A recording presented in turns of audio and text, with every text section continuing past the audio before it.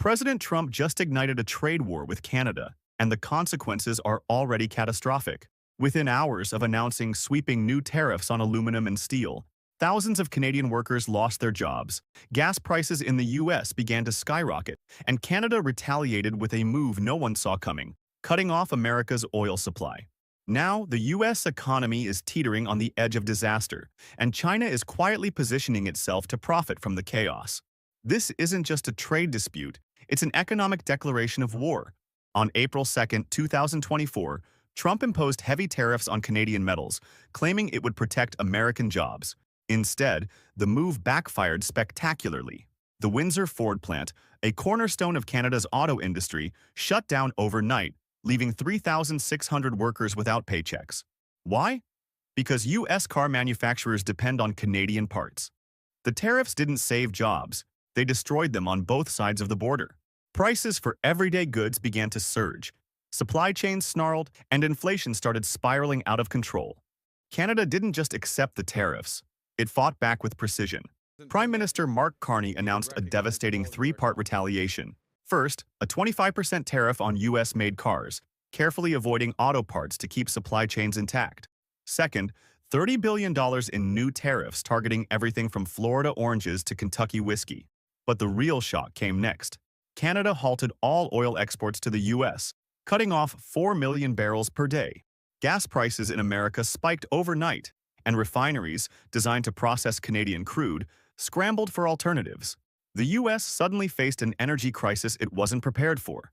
The trade war quickly turned personal. Canadians began boycotting American goods, canceling vacations to the U.S., and even booing the U.S. national anthem at hockey games.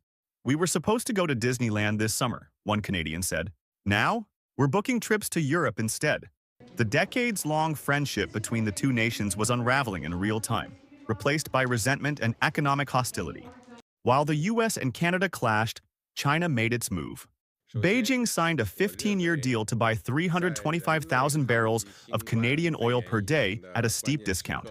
Meanwhile, Canada's Trans Mountain Pipeline expansion redirected oil shipments straight to Asian markets, bypassing the U.S. entirely.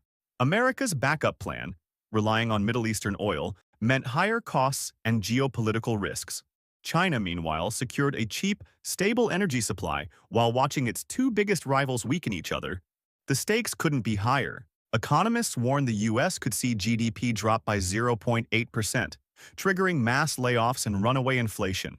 Gas prices could hit $6 a gallon, and essential goods would become unaffordable for millions.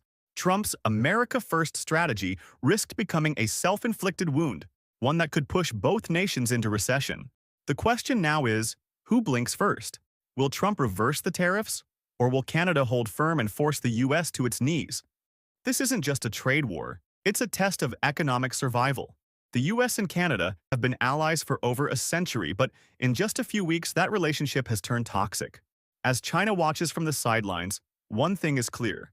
In global economics, there are no permanent friends, only permanent interests. Who do you think wins this fight?